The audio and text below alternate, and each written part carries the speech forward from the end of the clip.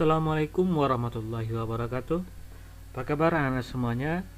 Semoga antum dalam keadaan sehat walafiat, amin ya rabbal alamin. Kali ini kita akan membahas tentang harmoni dalam keberagaman masyarakat Indonesia. Jadi yang pertama kita akan membahas tentang keberagaman masyarakat Indonesia. Jadi kita sudah membahas tentang keberagaman masyarakat Indonesia itu di kelas 7 ya. Jadi kita di kelas 7 itu membahas keberagaman masyarakat Indonesia itu dilihat dari sosial budayanya ya. Jadi dalam sosial budaya itu ada beberapa macam keberagaman seperti keberagaman suku, keberagaman ras ya, keberagaman agama, dan masih keberagaman antar golongan.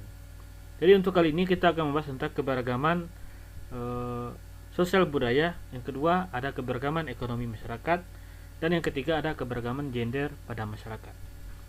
Itu yang pertama kita akan membahas tentang keberagaman sosial budaya. Jadi kita bahas dulu apa itu harmoni dan apa itu keberagaman ya. Dalam Kamus Besar Bahasa Indonesia, kata harmoni dapat diartikan sebagai keselarasan atau keserasian ya. Adapun keberagaman dapat diartikan berbeda-beda atau bermacam-macam. Ya. Jadi harmoni itu adalah diartikan sebagai keselarasan ataupun keserasian ya. Kemudian harmoni dalam keberagaman masyarakat Indonesia dapat diartikan suatu keselarasan ya, atau keserasian dalam perbedaan di dalam masyarakat Indonesia. Jadi walaupun kita berbeda-beda, kita memiliki keserasian ya, atau keselarasan itu bangsa Indonesia ya. Pertama ada keberagaman sosial dan budaya pada masyarakat ya. Jadi ini sudah kita bahas sebelumnya mengenai keberagaman sosial dan budaya di kelas 7 ya. Indonesia terdiri dari berbagai golongan ya, suku, etnis atau suku bangsa, ras, agama, dan budaya. Dalam masyarakat multikultural, perbedaan kelompok sosial, kebudayaan, dan suku bangsa dijunjung tinggi. Ya, walaupun perbedaan ini dijunjung tinggi, namun hal itu tidak berarti bahwa ada kesenjangan atau perbedaan hak dan kewajiban ya sebagai bangsa Indonesia. Jadi itu. Jadi hal tersebut ya, kesadaran dan usaha tiap warga negara untuk menciptakan harmonisasi dalam masyarakat multikultural menjadi penting ya, sangat-sangat penting. Ya, jadi itu makanya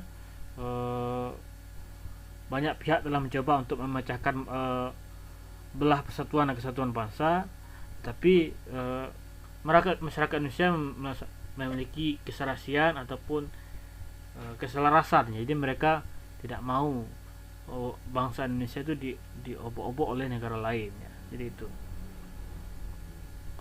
Oke, selanjutnya kita akan membahas tentang keberagaman ekonomi masyarakat.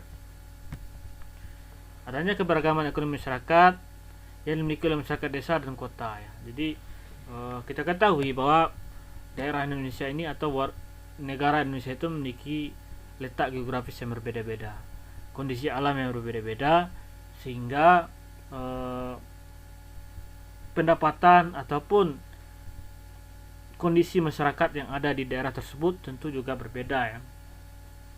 Di jumlah penduduk Indonesia itu mencapai 250 juta ya, dan tersebar di pulau-pulau di seluruh wilayah Indonesia. Ya, jadi misalnya ada yang bertempat tinggal di daerah pedesaan ataupun perkotaan ya. Jadi adanya keberagaman ekonomi yang dimiliki oleh masyarakat desa dan kota dapat ditemukan harmonisasi dalam keberagaman seperti dalam pertukaran hasil produksinya. Jadi kita ketahui bahwa masyarakat Indonesia ini kalau di desa itu tentu mereka merupakan masyarakat memiliki kelompok sosial yang kecil ya. Jadi terkadang disebut juga dengan masyarakat tradisional.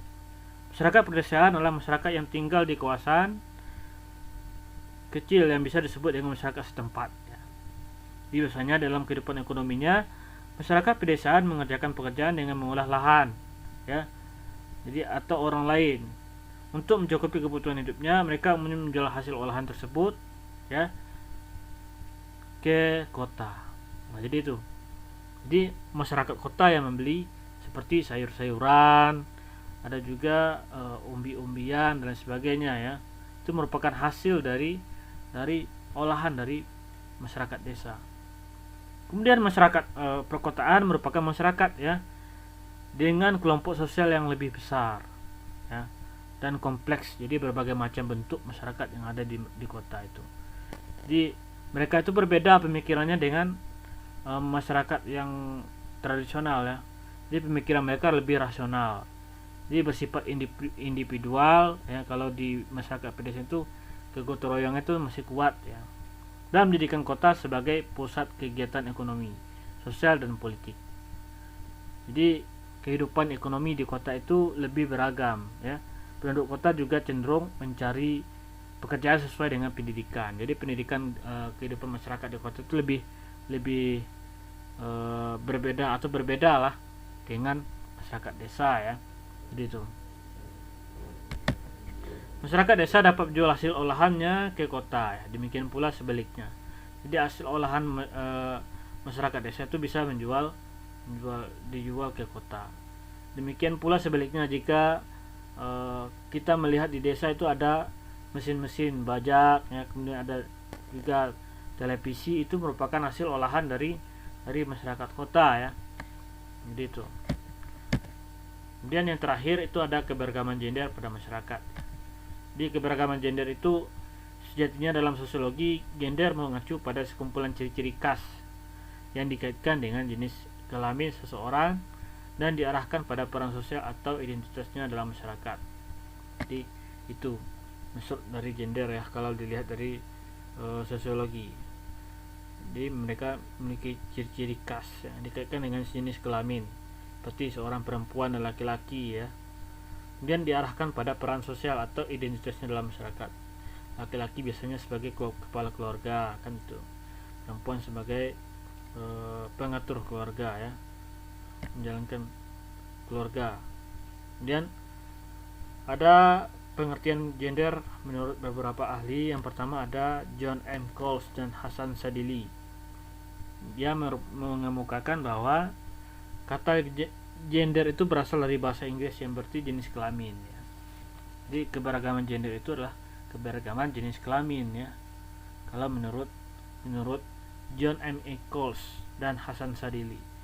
Jadi secara umum pengertian gender itu adalah perbedaan yang tampak antara laki-laki dan perempuan apabila dilihat dari nilai dan tingkah laku.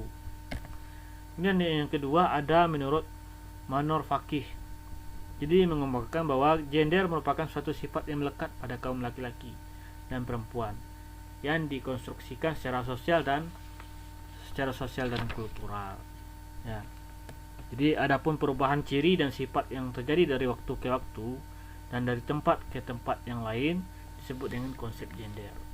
Ya, jadi itulah pembelajaran kita hari ini mengenai harmoni dalam keberagaman masyarakat Indonesia. Jadi bagaimana kita melihat di Indonesia itu walaupun kita memiliki keberagaman ataupun multikultural ya, ada keberagaman sosial budaya, keberagaman ekonomi, kemudian ada keberagaman gender pada masyarakat, tetapi kita memperlihatkan ya, negara Indonesia itu memperlihatkan bagaimana keharmonisasian di Indonesia itu walaupun kita berbeda-beda ataupun beragam ya. Oke, semoga antum bisa memahaminya. Saya akhiri pembelajaran hari ini dengan mengucapkan alhamdulillahirabbil alamin. Assalamualaikum warahmatullahi wabarakatuh.